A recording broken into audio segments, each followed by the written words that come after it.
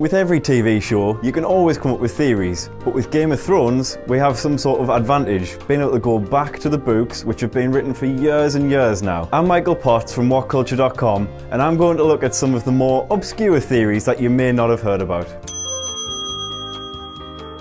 So at number 8, we've got the possibility that Petyr Baelish might actually be little Robin Arryn's dad. So Lysa's always had a thing for Petyr Baelish, and she was even pregnant with his child at one point. She was forced to abort the child, but there are some people who believe she didn't actually go through with it. If that's the case, could Robin Arryn actually be Baelish's son? Baelish is travelling from north to east to south to west. He's getting the whole kingdom tied up, and nobody really has a clue what his endgame is. Could that have some sort of importance with Robin Arryn? At number 7, we've got the possibility that Varys is actually a faceless man. A lot of the main characters in the books have point of view chapters. Varys hasn't got any of those at the minute, and that could suggest that he's got something to hide. He travelled around for a long time when he was young, and there's plenty of times in the books where characters don't even realise they're talking to this man. They're seeing somebody else. He's in disguise, he is just appearing out of nowhere, and some people have even gone as far as saying that he could be from the Faceless Men, just like Jaqen H'ghar, who's currently training up Arya in Braavos at the moment. Now number 6, it's a stretch, but could Cersei turn out to be the Night's Queen? Cersei's hanging by a thread in King's Landing at the moment. She's not having a great time at all, to say the least. And there's also the prophecy from Cersei's childhood, which suggests that her 3 children might be soon about to die. When that happens, Cersei is going to be replaced by a younger, more beautiful queen. But some fans actually believe that she could be replaced by none other than a White Walker version of herself. George Martin has previously said that the White Walkers aren't necessarily dead, just a different type of alive, if that makes any sort of sense. Could the White Walkers make their march down to the south, and could they make somebody as evil as Cersei their queen? Number 5, Sansa Stoneheart? Book readers were disappointed to see that Lady Stoneheart wasn't included in Season 4 of Game of Thrones. Catelyn Stark comes back from the dead. Fans were shocked when such a major event didn't actually take place on the screen. But then again, Thrones has got a great habit of putting their roles together and just generally condensing a huge cast down into a few people.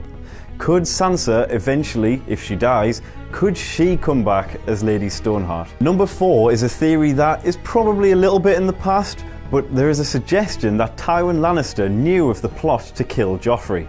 Let's face it, Tywin Lannister was a bit of a boss. He knew exactly what to do. He was just on top of everything, until his death, I suppose. Joffrey made a string of decisions that Tywin just simply wouldn't have gone along with. First, he took Ned Stark's head. Second, he was just running away from the walls back to his mum during the battle. And third, he was just generally a little bit of a maniac, just going about killing whoever he pleased and just hurting people for sport, really. That would have all been too much trouble for Tywin, even if he is such a commanding sort of figure. Tommen is a far easier prospect to control.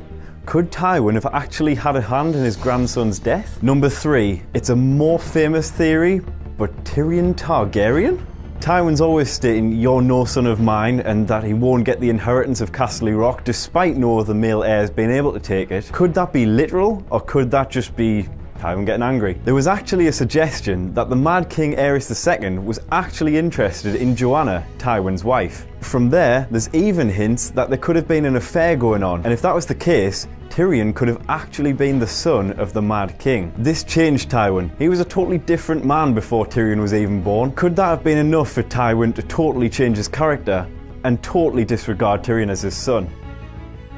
Does Jon Snow have a twin? We still don't really know if Jon's alive, but he's gonna come back, isn't he? We've all heard the R plus L equals J theory. Rhaegar plus Lyanna equals Jon. Bit of Stark, bit of Targaryen.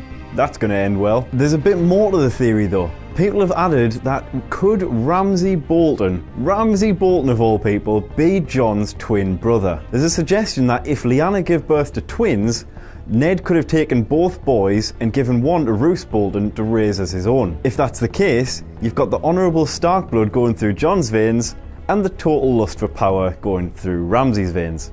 There's also a thought that Meera Reed could even be a twin of Jon Snow. You'll recognise her from the adventures with Bran above the wall. She's the daughter of Howland Reed, the only other man living who knows what went down at the Tower of Joy, where R+L=J came from. Could there be something in that at all? Number 1, we're going a little bit Doctor Who now, little bit time travel. Is Quaithe a time-travelling Daenerys sent back from the future?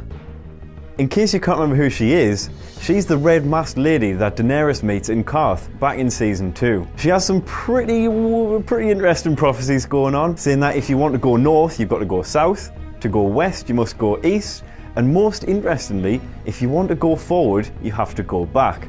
Some fans have taken that a little bit literally and thought, oh, time travel. Could we ever find out who this mysterious figure actually is? So that's our list done, but what theories have you come up with? Everybody's got them, let us know in the comments. Don't forget to like, share and subscribe. You can also follow us on the brand new WhatCulture GOT Twitter account. I'm Michael from WhatCulture.com, we'll see you soon.